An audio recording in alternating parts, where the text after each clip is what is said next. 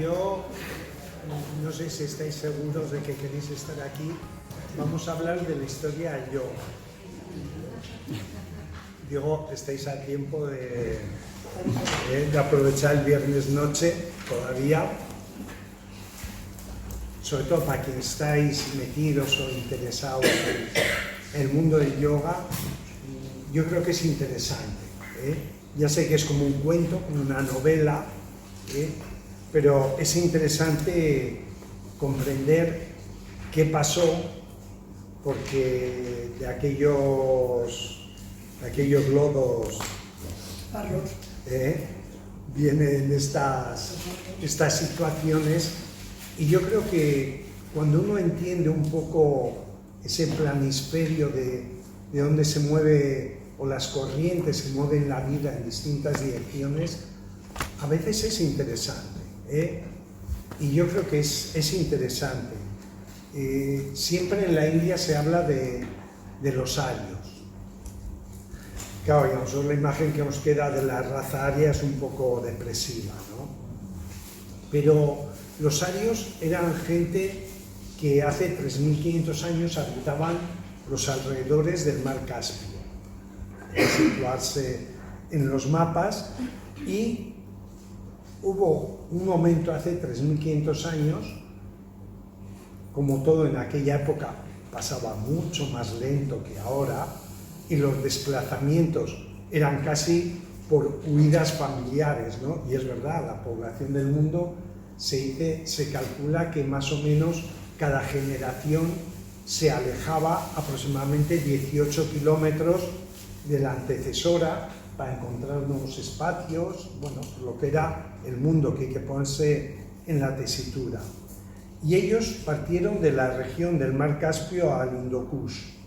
El Indo Kush era todo el valle del Indo que penetraba desde Pakistán, desde el norte, hacia la India. Sería toda la zona que estaba alrededor de Turquía, pasaban hacia toda esa zona de lo que hoy sería Siria, Pakistán, India, y bueno, iba entrando hacia el valle del río Indio, ¿no? Pero al llegar a esa zona del Indo, en lo que hoy sería más o menos Pakistán, India, ellos ya en aquella época se encontraron con una cultura que ya tenía más de 1000 años. 1000 años, si ahora son años, imaginaos desde el año 1000 hasta ahora, desde las invasiones árabes en la península hasta ahora, pasado un cierto tiempo, ¿no?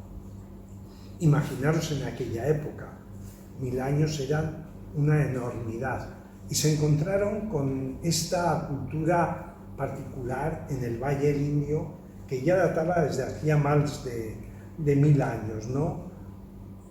Los arios, que de alguna forma fueron los que ocuparon el territorio, entre su religión, que eran más animistas en el sentido de que sus puntos de atención, de sublimación, de sus ansias, digamos, de conexión espirituales, pues eran más el sol, la luna, las nubes, las montañas, los ciclos del tiempo, y sus dioses eran los devas. Y todos, hoy en día para nosotros los devas son como los magos del bosque, ¿no? Porque eran las divinidades que estaban en las fuerzas de la naturaleza, ¿no?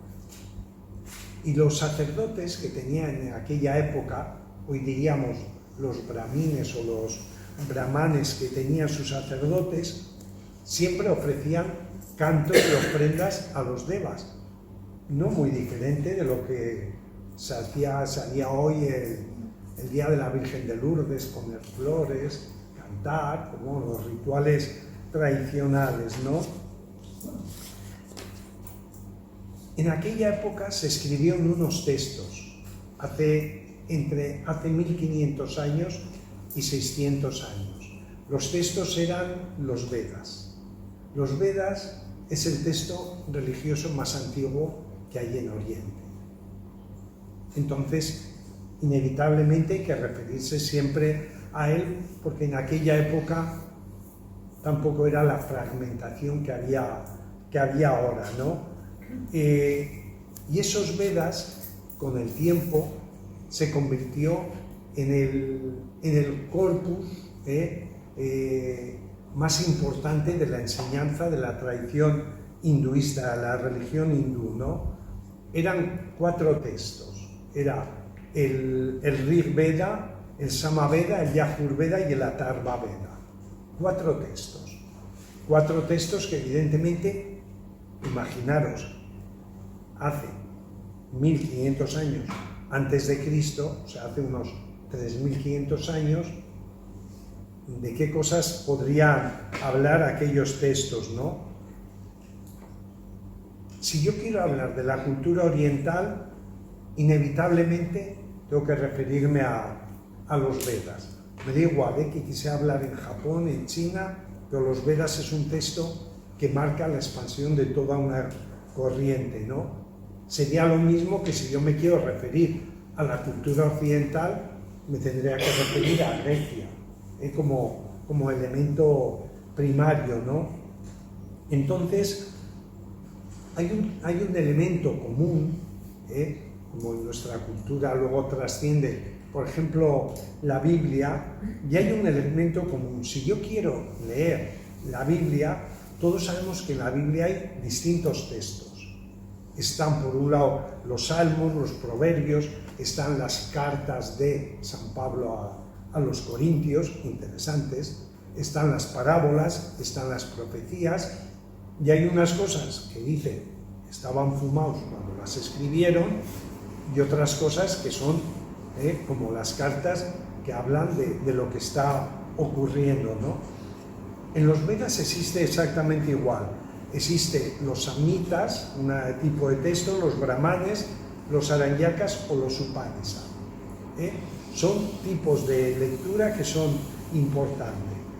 Los samhitas, por ejemplo, el mundo Veda, lo que describe es las ceremonias, cómo tienen que ser los cantos, las invocaciones, cómo hay que hacerlas, ¿no? Y quienes hacían eso eran los brahmanes. Si tú querías hablar con Dios, a pasar por caja. Exactamente igual que hoy, no cambia. Eran los brahmanes los únicos que tenían acceso directo, ¿no? Y ahí describen pues todo ese mundo de cánticos, de rituales que hoy en día pues para nosotros serían los salmos, las salmodias, o serían muchos de los mantras que conocemos. Luego están los brahmanas, ese otro tipo de textos, y en los brahmanas era mucho más dedicado a los sacerdotes, porque ahí describían, no os podéis imaginar con qué minuciosidad, todos los ritos religiosos que hay que hacer. Hoy cuando vamos a la India y vamos a un templo, vemos que el brahmin de turno empieza a cantar una serie de cosas ilegibles, hacer sus movimientos, pero todo eso es un ritual que está estudiado, como nuestros sacerdotes tienen estudiada la secuencia de la misa. Y como sabemos que hay una epístola, hay un evangelio, luego hay una consagración, es decir, tienen todo su ritual totalmente estructurado, ¿no? Y esto forma lo que se llama el karma kanda, este conjunto que se llama acción-división, ¿no? Son actos físicos que la gente tiene que hacer para acceder a lo divino. Luego hay otra parte que empieza ya más tarde, que son los aranyakas. Los aranyakas son textos curiosos, porque son textos que se llaman los manuales del bosque, ¿no? Y son textos dedicados a lo que llamamos los abandonados. La gente que cumplía su ritmo en la vida, habían nacido, habían creado una familia, vivían, habían creado unas condiciones de sobrevivencia, y llegada ya a una edad madura, hacia los 40 años, no os penséis, se retiraban al bosque a la oración o se dedicaban a los templos, ¿no? Y ahí de salir de la vida social y dedicarse a la vida espiritual tenía un proceso y unos pasos y una preparación muy determinada. Y luego hay otro grupo de textos que son los Upanishads. Los Upanishads se traducen como diálogos entre un sabio y un discípulo.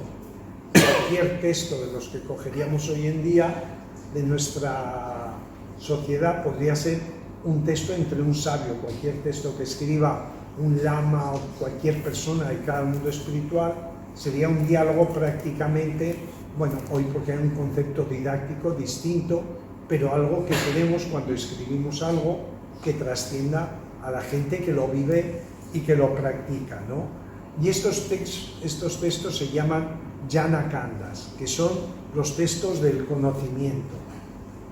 A estos últimos textos, a los Upanishads, que más o menos van del siglo IV antes de Cristo hasta el VI después de Cristo, son la parte más antigua que se incorpora a este ritual que viene desde aquí a 3500 años y se llama el Vedanta. El Vedanta se traduce como el final de los Vedas. Y el final de los Vedas es toda esta enseñanza que si alguien está en el mundo del yoga, pues siempre la Kata, la Kena, la Chandogya Upanishad son textos bellísimos que hablan unos más de filosofía, otros más de la práctica, otros hablan más de espiritualidad, otros hablan muchísimo de psicología, ¿no? Y son textos que nos hablan de cosas siempre curiosas, ¿no? En los primeros, en los Karma Kandas, ¿os acordáis los brahmanes cómo escribían sus primeros textos, la Samhita y los brahmanes donde escribían los rituales y los cantos?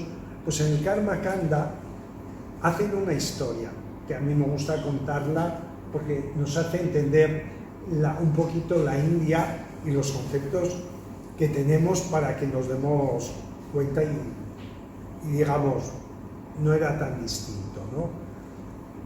Para el Karma Kanda, el cosmos requiere sacrificio. Y no es el cosmos, es cualquier gesto que emprendamos en la vida requiere sacrificio. Vosotros habéis sacrificado la tarde del viernes para estar aquí. Los que estéis en formación, ni os cuento las que os quedan todavía, ¿no? Sacrificaros, pero es un sacrificio real de tiempo, de esfuerzo, de energía, de atención, de esfuerzo económico, es de todo, es un esfuerzo. Y ellos cuentan que los dioses, para sostener el universo, requerían sacrificios, ¿no? Y entonces cogieron a una persona que en esa época les parecía la más inteligente y quisieron a partir de ella crear el universo, como si fuera una rana. Y de esa persona, de su cabeza, decidieron sacar toda la casta de los sacerdotes, de su cabeza, de su lucidez, de su mente, ¿no? Eso cuentan los textos.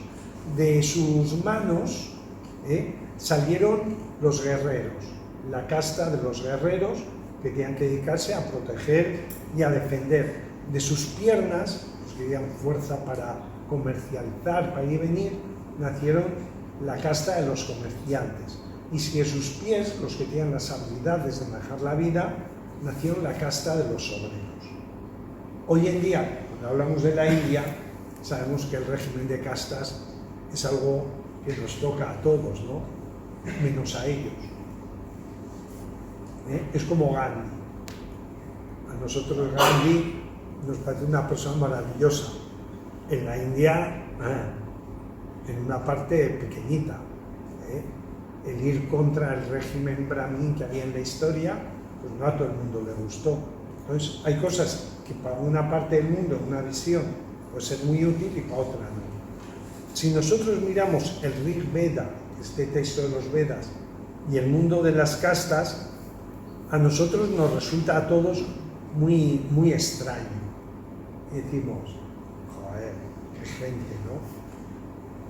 Si nosotros que venimos de la cultura griega y de alguna forma hay personajes de la cultura griega que nos parecen difícilmente superables como Platón, y leemos el libro de la República de Platón cuenta cómo la madre tierra, Chistaya, de ella nació un hijo que lo cubrió de oro, a otro lo cubrió de plata y a otro lo cubrió de bronce.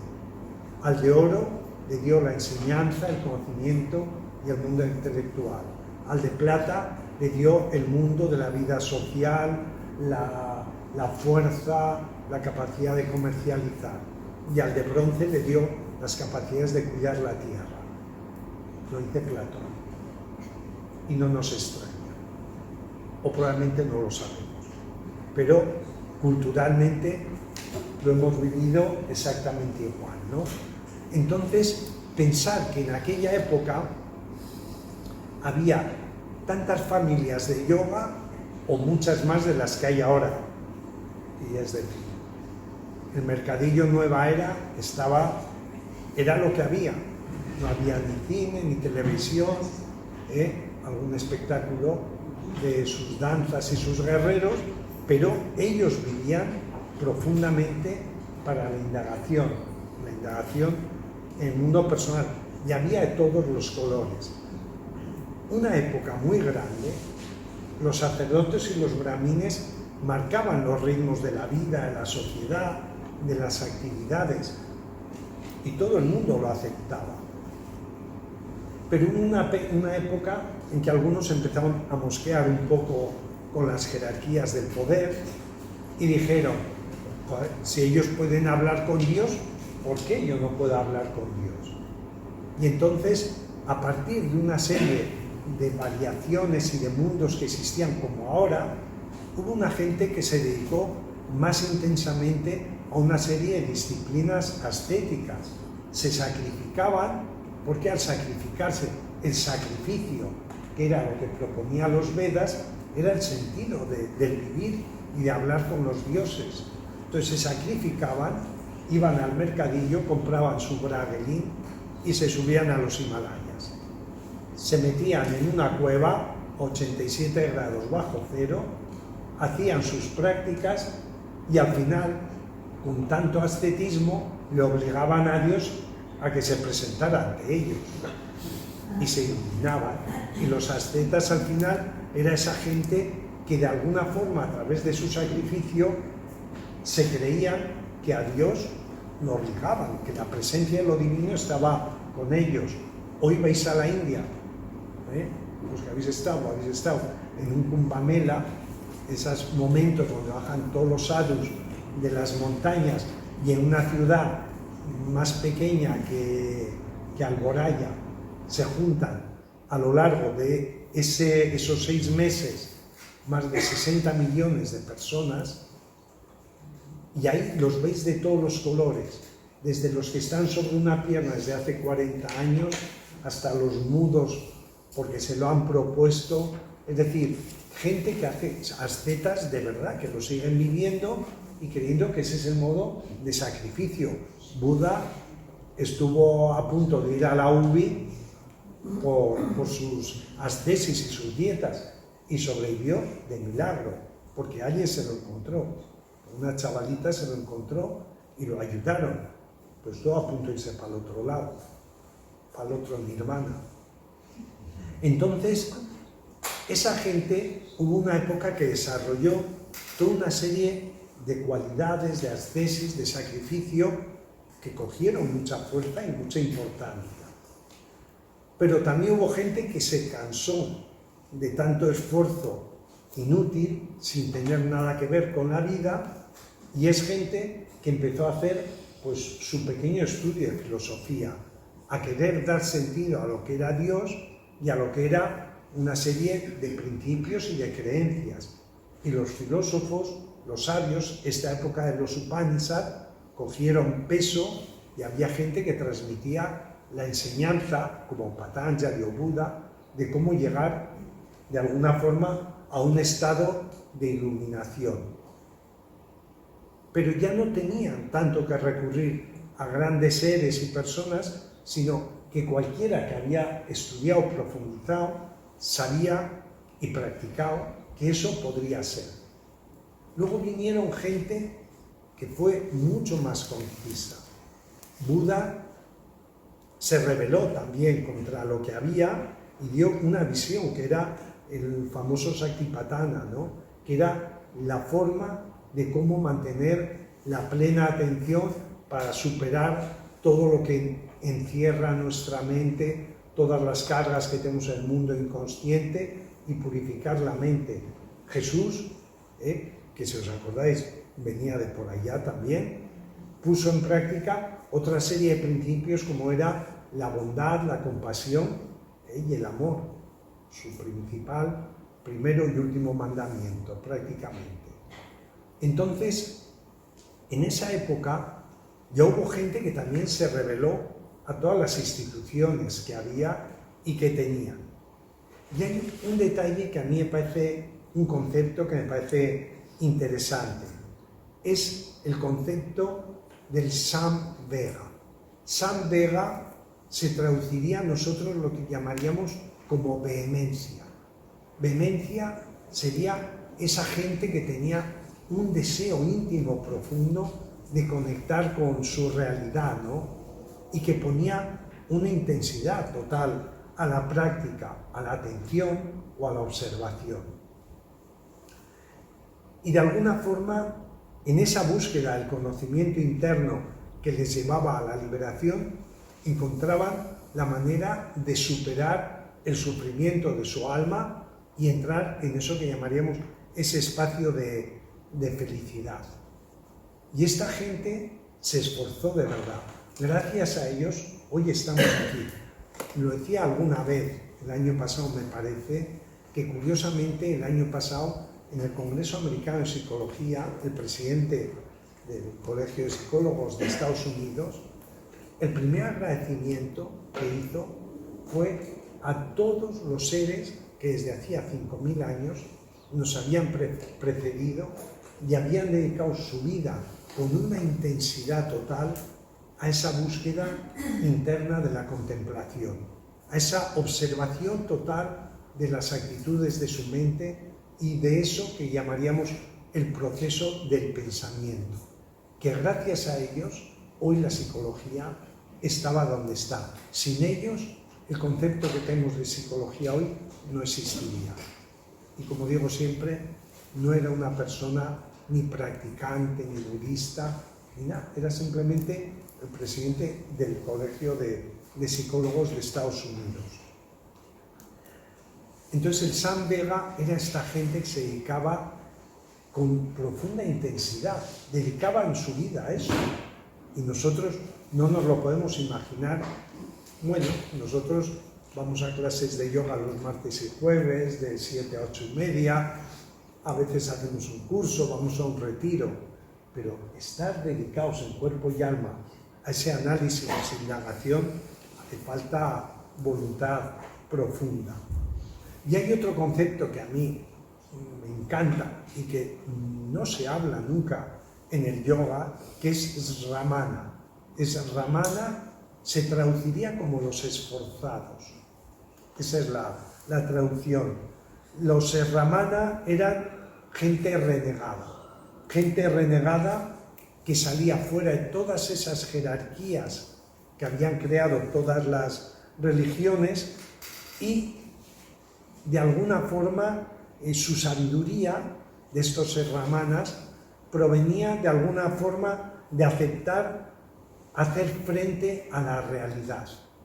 Era gente que quería mantener ese mundo interno de la espiritualidad hasta donde había llegado, y había llegado ya lejos, porque los conceptos de generosidad, bondad, compasión existían ya, y aceptaban la responsabilidad de hacer frente a la realidad directamente, y la experimentaban desde un punto de vista espiritual y psicológico. Y eran capaces de analizar equilibradamente la cualidad psicológica y espiritual, algo que hoy existe en cualquier libro, o si cogemos la psicología humanista de Ken Wilber, donde está permanentemente latente, ¿no? Yo creo que ellos nos demostraron una cosa maravillosa, ¿no?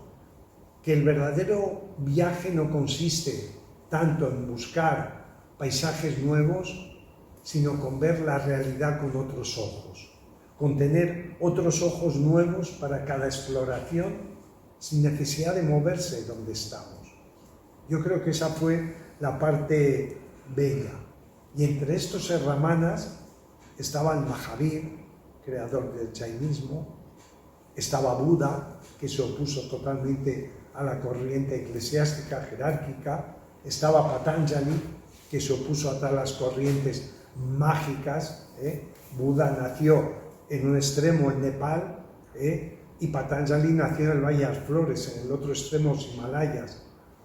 En esa época era peor que ir a la Antártida, no había posibilidad de comunicación, y sin embargo trascendieron los mismos prácticamente criterios y conceptos, pero ambos se opusieron a toda la jerarquía. Jesús, hay una frase maravillosa de él ante la sinagoga, dice: ¿y a qué he venido? ¿Y qué quiero?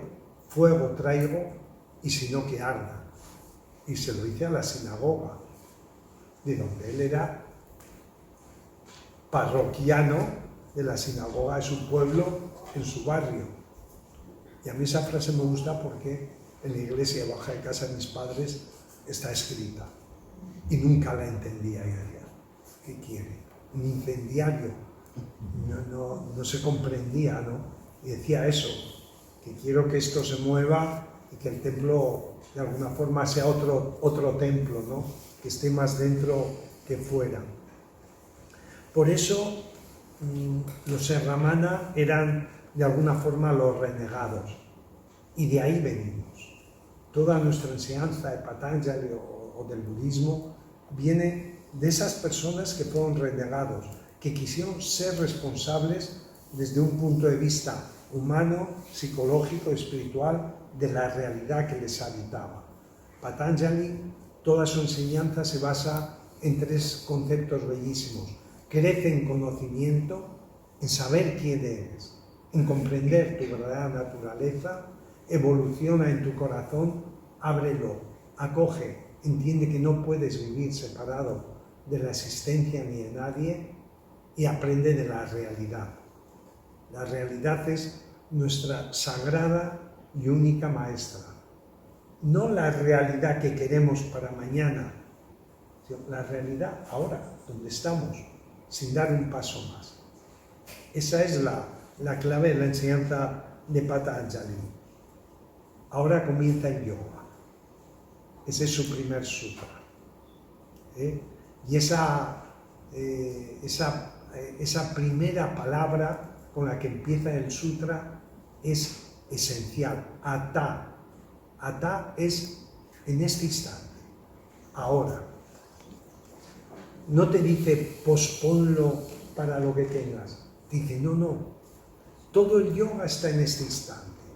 No tienes que ir más lejos. Tienes que cambiar tu punto de vista y reconocer la realidad que tienes, ¿no? Y para estar en este instante receptivo, abierto, pues tenemos que calmar las pautas de conciencia o de pensamiento o de actividad mental, porque nuestra actividad está siempre analizando lo que pasó, planificando lo que pasará. Si tú estás trabajando, hay pocos momentos donde estás perdido. La mitad del tiempo lo pasamos diciendo, bueno, aquellas vacaciones y las próximas quiero ir a...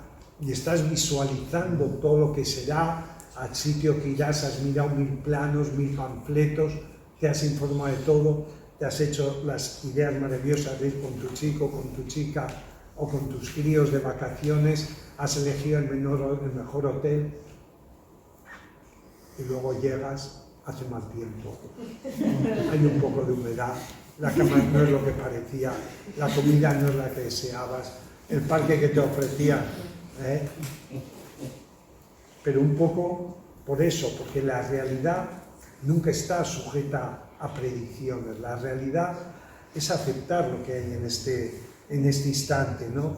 Entonces, aquietar todos esos patrones de conciencia y vivirlos en paz, y que salga tu verdadera naturaleza, ese gesto profundo de bondad de nuestro corazón, ese es el trabajo.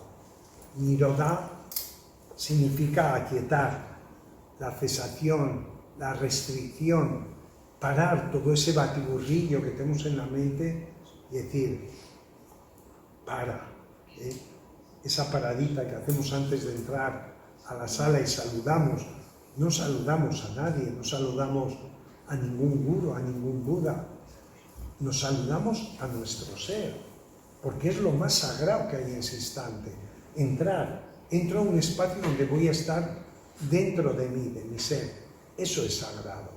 Y ahí es donde yo hago una paredita para decir, separo mis mundos y sé que me toca estar ahora en mi interior, ¿no? Entonces, Nirodha es ese hábito de aprender a contener la mente. Nadie puede parar la mente, lo hemos dicho de mil formas, ¿no? La naturaleza de la mente es pensar, como la naturaleza del mar es hacer olas. Y el mar no está enrabiado porque tenga olas pequeñas o grandes, está en su naturaleza. Las que sean son. Si son grandes, son grandes. Si son pequeñas, son pequeñas. Pero el mar está en paz. Nuestra mente está en paz. Tenga los pensamientos que tengan, pero los pensamientos son de lo más difuso, ¿no? De todos los colores, hay que aceptarlo. De alguna forma, esto que en esa época ya nos empieza a dar como propuesta, porque era algo que ya estaba en su ADN, calmar la mente es algo importante, ¿no? Porque probablemente ese concepto de calmar la mente es el camino, pero también es la meta del yoga. O sea, no pretende nada más el yoga que decir, calma, observa y mantén ese contacto profundo de la realidad. La quietud interior es la que nos abre la mente. Nosotros pensamos que para abrir la mente hay que hacer 1000 cosas. Y abrir la mente es tener la calma, la paz interna. Eso es lo que de verdad nos hace abrirnos y comprender, ¿no? Y realmente para reconocer que nuestra mente está agitada, tenemos que reconocer que estamos un poco perdidos. Si no lo reconocemos es difícil, porque nuestra cultura valora excesivamente el proceso de la divagación, ¿no? Y sin embargo ellos nos llevan una temporada diciendo, quédate quieto, ¿dónde estás? Haz calma y deja que la paz, que la serenidad o que eso que llamamos la meditación te encuentres. No tienes que hacer absolutamente nada, simplemente te tienes que parar y nada, dejar que te encuentre. En la historia del yoga, esta historia que venía de estos años que pasaron por el mar Caspio, pusieron sus dioses, sus brahmanes, y bueno, y luego vinieron estos esforzados que se esforzaron en no cumplir lo que las jerarquías, porque tenían, como en todas las iglesias, el poder del diálogo con lo divino. Todo esto parte curiosamente de un descubrimiento arqueológico que se realiza en Mohenjo-Daro. Mohenjo-Daro es donde empieza esta civilización del indio que está en la frontera entre Turquía y Irán ahora. Aparecen unas ruinas que datan de hace 5000 años. Las descubre John Marshall, un inglés, y las descubre en 1930 o 1931, ¿no?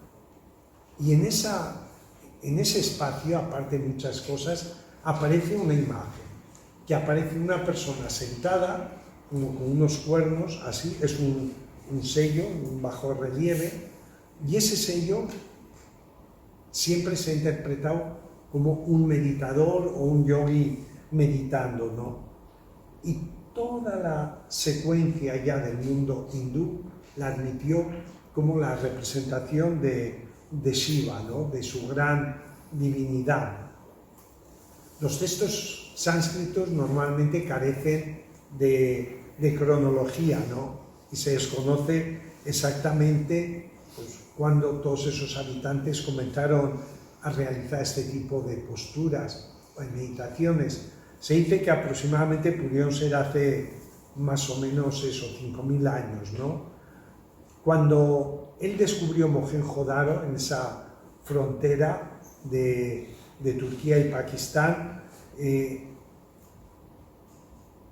esta figura que data más o menos de esas fechas del siglo XVIII antes de Cristo, esta forma antropomórfica, que era o Shiva, que decían unos, que luego le llamaron Pasupati, el señor de las bestias, por los nombres que traía, también se dieron cuenta que estaba practicando algo, por lo que luego vieron referencias en otra serie de bajorrelieves, y lo que se dieron cuenta que como mínimo esta imagen tendría 35 siglos, como mínimo, Luego ha habido escritores occidentales, habréis oído hablar, Mircea Eliade o Feinstein, que son los dos grandes especialistas hinduistas y sanscritólogos que ha habido en los dos primeros más importantes, creyeron que esto que decía Marshall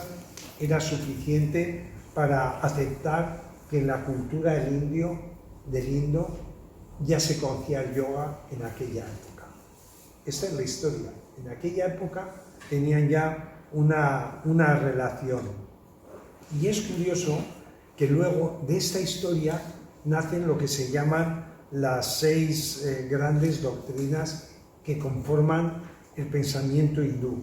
El yoga de Patanjali se comprende en esa época y se considera una tradición sagrada de esa época. Vyasa con el mundo del Vedanta y todos estos textos de los Upanishads. Kapila con el Sankhya, que da origen a todo lo que es la filosofía hindú actual, con toda su cosmología. Luego está Jaimini con el Purvamimamsa, que es otra parte muy ritualista y muy espiritual, que es unas grandes escuelas que existen hoy. Luego está el Nyaya con Gautama, que es el que va a dar origen luego a todas las líneas del budismo, y el Vaisheshika con Kanada, que es ya un budismo que podríamos decir muy cerca de Patanjali, de Jesús, de estas formas mucho más relacionadas con el mundo emocional. Por eso, en la historia del yoga hay como etapas, ¿no? En esta historia que nos viene desde aquella época de los arios, del más Caspio, ¿no? Hay como un proto-yoga, o este yoga de los Vedas arcaico, pero ahí no existía, no os penséis que ahí existían posturas, como os decía, de las que hablamos hoy en día, ¿no? Simplemente eran himnos a divinidades, a cantos, a mitologías o a necesidades, como siempre ha tenido el ser humano, de crear algo superior que los englobara y que los uniera, ¿no? Y esto prácticamente va hasta el año 1800 antes de Cristo, este primer yoga. Luego existe un yoga clásico que va desde el 1500 hasta el 500, que es donde se practica todo ese misticismo de los sacerdotes.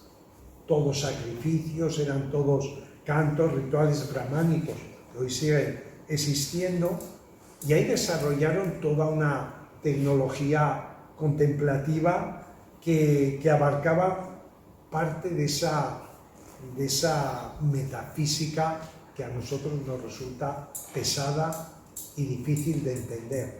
Pero eso duró prácticamente hasta esa época del 500 años antes de Cristo, que es cuando nace un sinfín de personajes que marcan nuestra época, porque nace Mimamsa, nace Buda, más o menos en esa época nace Patanjali, nace Vaidyavi.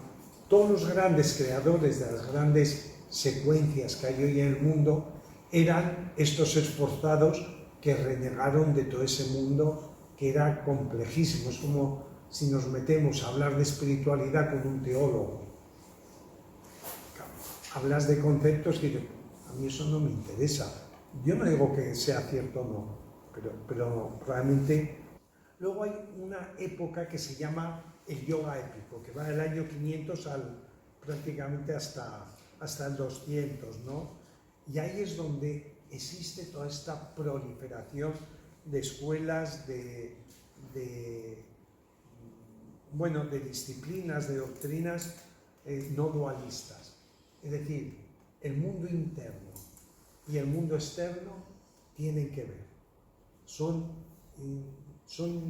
Están relacionados. Hasta entonces el mundo espiritual, el Purusha estaba en un lado y Prakriti, la naturaleza, vida, era otro.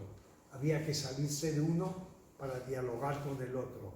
Aquí empieza un mundo que a nosotros hoy nos parece nada, decir, pero ¿qué es? Pero en aquella época, crear un mundo en un momento particular donde tu vida relacionada con tu manera de pensar, de vivir, de hacer, y tu espiritualidad tenían el mismo valor, no eran distintos, pues curiosamente fue un gran paso, ¿no? Y eso yo creo que fue el primer antecedente donde Buda hace su primer análisis psicológico de la mente humana. O sea, es un punto importante porque ahí es donde se estructura prácticamente gran parte del mundo de la conciencia que tenemos hoy, ¿no? Y luego empieza lo que se llama el yoga darsana o el yoga clásico, ¿no? Ya que a partir de ese 200 después de Cristo, ahí se pueden decir los yoga sutras, se aleja de toda esa base de creencias y de todo, y ahí empieza un mundo donde te dicen, obsérvate, porque el único que genera sufrimiento eres tú, es tu propia mente. Tú eres el responsable de ella y tú eres quien tiene que cambiar de forma de ver la vida, ¿no? Y ahí es donde viene un alejamiento de todos esos procesos místico-erótico-deportivos de la época y fundamentalmente se centra en la observación de mi actitud ante el mundo, mi relación con la realidad, lo que os decía al principio de Patanjali. Pero tuvo que pasar una buena temporada, ¿no? Luego, prácticamente lo que podíamos decir, la parte posclásica del yoga, llega prácticamente hasta 1900, ¿no? Y eran pues enseñanzas yógicas de grandes maestros, de grandes enseñanzas, y en esta época es donde empieza el primer trasvase de la India a Occidente. Empieza con Vivekananda, empieza con Yogananda, empiezan una serie de maestros a querer transmitir a Occidente la información. A partir de esta primera oleada, que fueron gente muy particular y muy marcada, empieza a desarrollarse todo un mundo que ya a todos nos suena, porque a partir de ahí empiezan todos los movimientos pacifistas, todos los movimientos de alguna forma hippies que se conocen de la época, empiezan con esa profunda visión de no dualista, diciendo mi vida tiene que ser una celebración. Rousseau llega a decir que el siglo XXI o será espiritual o no lo será, y lo plantea como un elemento importante de decir, no hay nada en tu vida que no pueda ser espiritual, que ya nos lo decían, ya estaba plasmado, pero en esta época ya del yoga posclásico empieza a tomar cuerpo, empiezan las grandes indagaciones en el mundo de la conciencia. En los años 30 empiezan las grandes investigaciones, que todavía hoy hay críticas y crisis con elementos del mundo chamánico, del mundo esotérico, con sustancias para tener transformaciones de conciencia, para tener estados de comprensión distintas. Empieza el mundo del LSD, el mundo psicodélico, y empieza a través de esta visión de un mundo espiritual que lo podemos realizar internamente dentro de nosotros. Y como digo siempre, hay que ser tremendamente prudentes, porque los primeros indagadores de toda esta ciencia era gente muy sabia, muy profunda y que han hecho cosas maravillosas. Otra cosa es que el mundo, como todo, sea capaz de de diezmarlo y hacer un desastre, pero hicieron búsquedas maravillosas. Y luego llega más o menos la época moderna, ¿no? Con toda esta variedad de escuelas occidentales que se desarrolla a partir de 1900. Pero si hay que decir algo del yoga, es que si hoy en día queremos comprender el yoga, hay que ir a Occidente. Si hoy en día queremos comprender el verdadero sentido del yoga, hay que buscarlo en Occidente. En Oriente estarán los orígenes, las claves, cierto misticismo, ciertos contactos con aspectos muy importantes de la espiritualidad del ser humana, pero la comprensión importante del yoga hay que buscarla en Occidente. Lo que Occidente ha aportado al yoga a partir de 1900, yo creo que es una importancia y ha marcado un mundo que ha abierto unas puertas maravillosas. Por eso yo ya sé que el yoga, cuando llega a un nivel divulgativo, pierde su sustancia, pero como todo, aun en esa sustancia hay que buscar la profundidad. Como decía muchas veces, hemos buscado lo extraordinario a través del yoga y hemos descubierto que lo extraordinario se encuentra en la profundidad de lo ordinario, ¿no? En la profundidad de nuestros elementos, de nuestras actitudes, de nuestros comportamientos. Y yo creo que en eso es donde Occidente ha hecho un paso maravilloso para ponernos en situación. Y todo empezó hace unos 5000 años. Y todo empezó cuando aquellos arios empezaron a penetrar la India y a unificarse en sus culturas, a unir eso que era la religión milenaria del Indo, y empezaron a generar como un interés. Lo que es inimaginable a nuestro punto de vista es qué fuerza tuvieron aquellos seres para que ese fuera el interés más grande de esas culturas. Mirad lo que es Tíbet hoy. Tíbet es un mundo que vive, o que ha vivido, no se puede decir que viva para nada, pero que ha vivido en una cierta, digamos, sociología espiritual. Y no quiere decir que no tuvieran sus conflictos, y enormes, pero todavía hay muchísimas zonas, en Sikkim, en la India, en gran parte de Bután, donde la sociología se vive, se nutre del mundo de lo espiritual. Y ni que decir Occidente, que nosotros parece que vivimos en la secta. Pero fijaros, en 50 años, yo al menos para mí la imagen es tremenda, ¿no? Porque hoy, como había una estadística hace muy poquito, de los 8.586 pueblos, algo así, que tiene España, más del 90% los ayuntamientos ofrecen yoga. Yo siempre os digo, yo me acuerdo en el año 73-74, todavía existía el Intrito, salías de una conferencia de yoga y tenías que pasar por el gobierno civil y no te trataban bien. Esta visión te hace pensar, decir, pero ¿cómo ha pasado? Si lo hemos vivido todos, todavía, pero ¿cuántos uno hace yoga y dice, cuidado donde te metes? Es decir, pero que lo ofrecen hasta en el hotel más chic de la ciudad, pero hay todavía como una percepción, como les pasaba a los esforzados, donde salirse de la jerarquía que marca la Iglesia de turno en cada sitio era un riesgo. Y sin embargo, si tú entrabas a tomar conciencia de tu vida, de tu ser, de tus actitudes, parece que ponías en riesgo la seguridad nacional del entorno. O quizás es que les ponías el dedo en la llaga y les dices que hay que mirarse un poquito de vez en cuando. Así que, bueno, este es un cuento de una historia que yo creo que va bien saberla.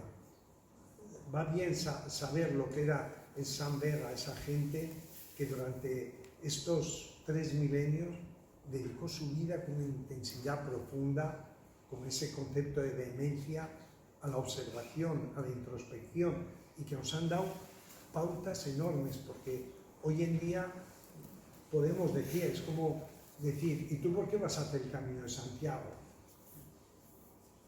Y uno dice, yo qué sé, Santiago es que igual no está ahí, es lo más probable.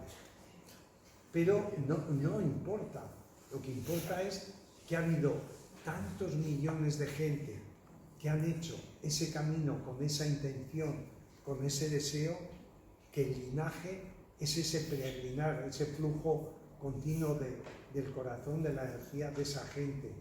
Y el yoga pasa igual. Ha habido tantos linajes de generaciones que lo han mantenido, que fijaos que los Yoga Sutras es el texto más traducido, que más versiones tiene en el mundo y que más peleas hay en cada época. Y hoy en día existe. Hoy en día todavía hay escuelas, y lo digo yo, que venimos de una escuela que viene de boca a oído desde el siglo IX, desde esa herencia de Patanjali, y viene de boca a oído. Y a mí me parece increíble que aun dentro de nuestra escuela haya gente que se crea que tiene la verdad de los Yoga Sutras, porque una serie de gente nos lo ha pasado de boca a oído. Y no es cierto. Los Yoga Sutras es un mapa del alma. Te abren, cada palabra tiene sentido. La parte gramatical es importantísima. La parte de cómo lo recitan, todo es importante. Pero es inevitable que cada gente, cada persona que lo abre, tiene una percepción. Es como si yo os enseño una carta del tarot, la muerte. A muchos les da yuyu. A otros dirán, bueno, indica transformación. Otros dirán, quiere decir que dejas caer algo y que algo renace. Es decir, cada visión que tenemos cada uno es válida. Cada uno la va a percibir de un modo. Cada uno va a percibir los Yoga Sutras en el momento, en la etapa de su vida que esté, de una forma. Es cierto que es un texto iniciático. Es iniciático porque tienes que entender algunas claves que están dentro, porque para eso se escribió hace 2000 y pico años y no había concepto didáctico. La tinta, probablemente junto con las especias, era el elemento más cotizado que había en esa época. Escribir, había muy pocos, leer ya no se dice. Entonces, los textos tenían un fin de transmitir una imagen poética, pero es que son de una coherencia todo el texto, en todo su proceso, que es lógico que haya gente y algún lingüista que pone la atención y dice que Patanjali realmente es uno de los seres para él que más le atraía a la inteligencia, que fue capaz de estructurar toda la gramática sánscrita, la gramática Panini, más de 5000 reglas gramaticales complejísimas, con declinaciones a diestro y a peor que el euskera, que se declina si es para un chico, si es para una chica, si es para varios, mucho peor. Y tiene una cosa, un récord, no sé si aquí Guinness o de alguno, pero tiene un récord, que en los 2200 años que lleva estudiándose en todas las universidades y las universidades de India, uno puede decir que tiene tanto peso como puede tener cualquier universidad de aquí. En Bután, en Sikkim, en todo Oriente donde se estudia sánscrito, se sigue estudiando la gramática Panini de Patanjali. A ver qué texto nuestro dura más que dura el gobierno de turno, que no nos lo hayan girado, cambiado, ajustado algún detalle que les interesa o no. Entonces, quiere decir, Patanjali era un personaje, yo creo que muy lúcido, que nos abrió puertas y nos ha dejado un mensaje que simplemente el mundo se ha encargado de proyectarlo. Que un texto esté de moda durante 3 años, fijaos, los textos más bellos que se escriben ahora, ¿cuánto duran? Pasa un año y se los hemos barrido del mapa, ya no están ni en las listas de los miniventas, ¿no? Se nos pasa. Hay que pensar que en aquella época un texto era un maridaje. Ese texto lo empleaban para orar, para meditar, porque es un texto de meditación, tenían sus prácticas. Y era un texto donde ante cualquier conflicto observaban lo que decía el texto y les daba una pauta. Tenía un peso total. Para nosotros es un libro más que está ahí y nadie se da cuenta hasta que no entra a verdad a estudiarlo, que es un verdadero autoanálisis, bellísimo y profundísimo. Por eso entender ese origen, esa rebelión que hicieron contra las jerarquías, esos esforzados con toda esa vehemencia para indagar y para transmitirnos esto, es, bueno, donde nos han dejado hoy. Y que no nos extrañe que haya miles de escuelas de yoga. En su época también las había, unas más esotéricas, otras más filosóficas, otras más espirituales, otras más prácticas, no importa. El problema es si entendemos lo que quiere decir la palabra yoga. Y yoga viene de ese vocablo maravilloso sánscrito que dice yus, que es unir, juntar. Nosotros decimos poner bajo el yugo porque es una de esas traducciones, y en nuestra cultura tenemos la palabra conyugar, que viene de esa raíz. Entonces, unir el qué. ¿Qué es lo que quería el proceso del yoga cuando establece? Simplemente unir la acción de tu cuerpo, de tu mente, con esa acción de tu percepción de la totalidad del ser. Ese gesto unir el ser individual a ese ser universal, a ese sentido, podemos decir, de lo espiritual. Y ese concepto de yoga, esa primera época, 3000 y pico años, donde empieza a aparecer ese concepto, también nos hace reflexionar que en el fondo, en el alma de todos los seres humanos, ha estado siempre buscar ese gesto profundo de unidad, de unirnos a nuestro verdadero ser. Nosotros nos perdemos con la mente, con las discusiones, y ese es uno de los primeros planteamientos que hace Patanjali. Ata, ahora, deja de irte con tus pensamientos, deja de irte con tus proyecciones, vuelve a lo que eres en realidad. Ata es volver a tu verdadera esencia, calma la mente para volver a tu esencia. Te dice, simplemente párate. Y nos pone casi esa imagen, yo creo que es como la imagen de un perro sabueso, ¿sabéis? De esos perros que cogen un hueso y lo están lamiendo todo el día y chupándolo y lo esconden y van al día siguiente y lo sacan, hasta que se aburren un día y se dan cuenta que no tiene nada de jamón el hueso. Y lo han movido y removido, pero llega un día en que se da cuenta que el hueso no les sirve y lo tiran. Pues ese es el ata, es el momento que estamos cansados de querer poner nuestra cabeza, asentarla, calmarla, y no podemos. Y ese es el día que nos damos cuenta que esa mente de cachorro que tenemos, que está todo el día pululando, hay que darle calma, hay que centrarla y hay que descubrir lo que hay realmente en el corazón de todos seres, que no es otra cosa simplemente que bondad. Ha sido un placer contaros un cuento hoy.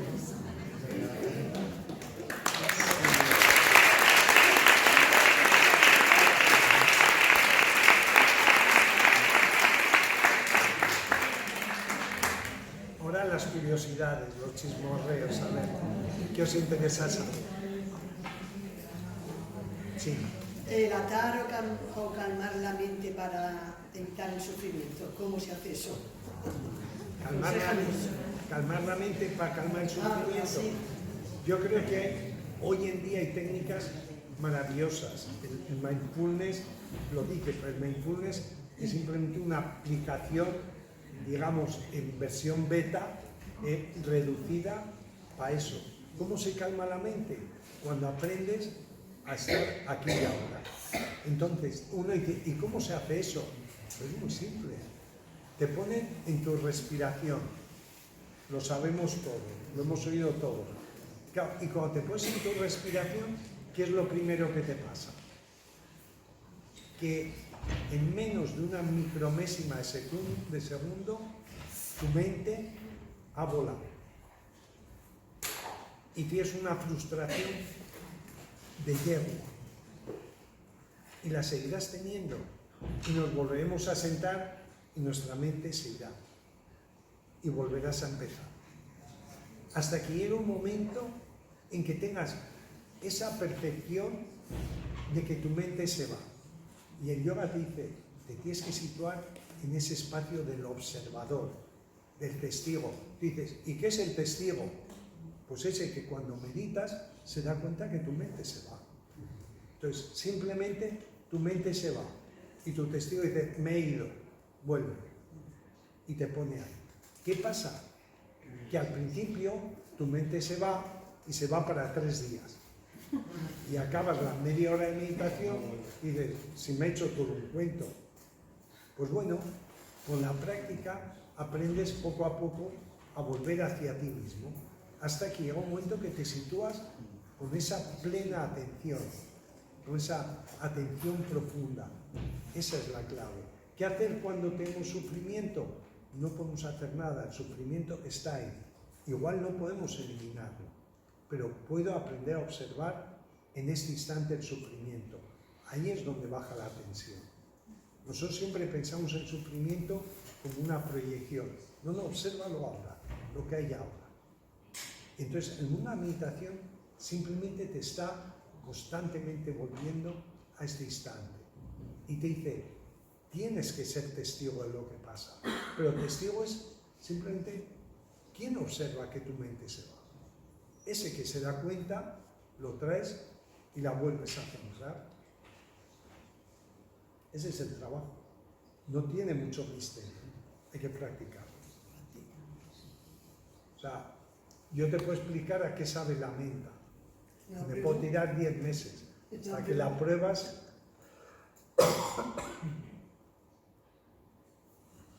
¿Alguna pregunta más? Sí, con relación a lo de parar la mente. A mí me pasa una cosa, ¿no? Que yo creo que eso de irse la mente, volver, observar, volver, estar, o no estar, muchas veces depende también, en cierta medida, de nuestra concepción del tiempo. O sea, nosotros vivimos a lo mejor el tiempo por segundos, por minutos, lo que sea. Pero si nosotros lo concibiéramos el tiempo, podemos concebirlo, imaginarlo, en millonésimas de segundo, la mente nunca se va.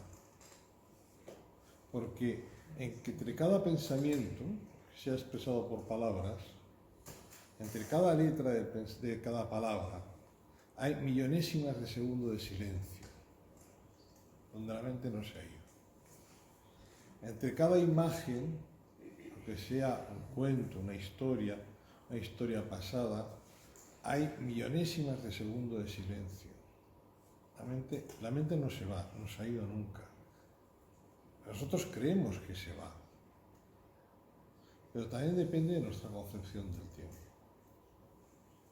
Entonces, ver la mentira de que la mente se va, a veces también, no es que te libre del sufrimiento, no es una cuestión de aparta de mí este cáliz, o sea, tampoco hay que exagerar, no estamos en el monte de Getsemaní ni nos van a crucificar, pero sí que es verdad que yo creo que a veces no nos paramos a que nosotros creamos ese sufrimiento, creamos pero es una imaginación.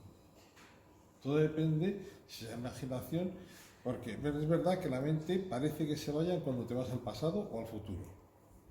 Y cuando verdaderamente querer mejorar el pasado, porque te avergüenzas de tu pasado, es la tontería más gorda del mundo, y querer asegurar el futuro es la estupidez más grande del mundo.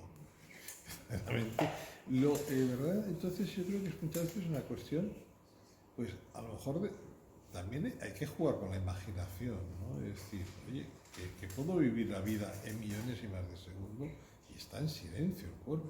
Yo creo que son formas de expresiones. Es cierto que cuando decimos la mente se va donde tú estás, no más lejos, ¿no? Como decimos, la peregrinación más larga que hay en la vida es bajar de aquí a aquí. Esa es la más larga.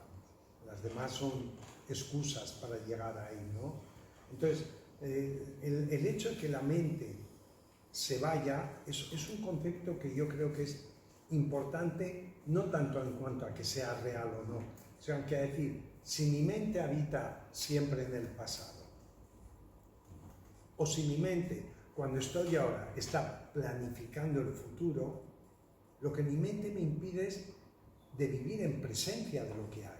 Entonces, cuando decimos la mente se va, es cuando la mente no está en presencia. Y no quiere decir que la presencia tenga que ser, hay luego intensidades y formas evidentes, pero lo bueno es que la mente esté en presencia. Yo el ejemplo que pongo muchas veces es, si yo me encuentro con un amigo y estoy hablando con el amigo, y el amigo cuando me habla está mirando a todos los lados, a todo el que pasa, joder, te quedas incómodo, porque dices, joder, estate conmigo, no te veo hace un tiempo, estate en presencia, ¿no? Entonces, yo a veces siento que cuando uno está en presencia de algo, el estado de ánimo ya cambia. A nosotros lo que nos acidifica un poco es siempre esos resortes de estar esperando algo o alguien que pase o estar esperando que nos reconozcan algo, ¿no? Y yo creo que el gesto, por ejemplo, del mundo del Vipassana, del mindfulness, simplemente es un gesto de pararte y decir, vivo lo que hay. Y vivo totalmente abierto a lo que hay. Otra cosa es la intensidad de esos segundos, pero lo que hay es importante. Y de alguna forma, Patanjali o Buda, lo que en el mundo de Satipatthana, cuando describe el proceso del Vipassana, lo que dicen simplemente es, ábrete a la realidad. No te abras. Es como cuando estás en una relación de casa, de pareja, de familia o de hijos, y estás imaginándote cosas. Y no vale. No vale decir, pero tú ya sabes que te quiero mucho. Es decir, pues que en 15 años no me lo has dicho igual. O uno que dice, no, tú ya sabes que dices, sí, pero no te veo en contacto. O como decimos muchas veces, tantos padres que se preocupan de trabajar tanto para que sus hijos puedan tener una buena educación y se preocupan del futuro y le dices, ¿y a quién le dejas, a cargo de quién le dejas el presente, ¿no? Entonces, yo creo que son el concepto verdadero de Patanjali o de este sentido del budismo Vasudeva, te dice, estate, para, no vayas, sufres porque te imaginas, porque proyectas, porque temes, porque tienes miedo por tantas cosas, o sufres porque los recuerdos te pesan tanto y no has limpiado. Entonces, ¿qué es? Dice, y para hacer eso, ¿qué haces? Dedícate al presente. ¿Por qué hay tanta gente en ONGs en el mundo? Porque una ONG no puedes más que estar presente. Tú estás con gente que necesita una serie de cosas y tienes que estar ahí. Tú ves a alguien que hace algo que está dedicado, o ves a un niño y le haces una foto cuando está jugando, pues esa foto es bella siempre, porque el niño no está, pero en la mente del niño no está ahí. En cuanto al niño le dice, una foto, ha estropeado la foto, no le falta presencia. Y yo creo que ellos hablan de esa presencia, de esa entrega total a la relación con la vida, con el hacer, con el momento. Claro, y está bien, sobre todo en este momento, en esta dinámica de la vida, donde nosotros siempre, por mirar la televisión, criticamos el pasado, nos vamos hasta 1700, algunos, otros más lejos, y criticamos que nuestro futuro será o no será mejor. Y lo que tienes delante, la humanidad que hay delante en la vida, esa no cuenta. Hace poquito me llegaba un mensaje de esto de WhatsApp divertido diciendo: estoy feliz, hay millones de jóvenes queriendo limpiar el planeta. Dice, pero estoy mucho más feliz porque hay millones de padres deseando que empiecen por su habitación. Entonces, me parece una idea divertida, porque es que en realidad esa es la esencia del yoga, es decir, empieza donde estás, no te vayas más lejos, empieza con tu gente, ser bueno con los pobres que tienen sida en Kenia o en la India, eso es fácil, eso lo hace cualquiera. Ahora, tener ese sentido profundo de la compasión con tu compañera o compañero de trabajo, con todo lo que tienes alrededor en tu vida, eso es tremendamente a veces difícil, ¿no? Entonces los seres humanos, todo lo que nos pilla adelante o atrás lejos, se nos da bastante bien. Pero la humanidad se conjuga en presente, en presencia. Buenas noches, muchas gracias.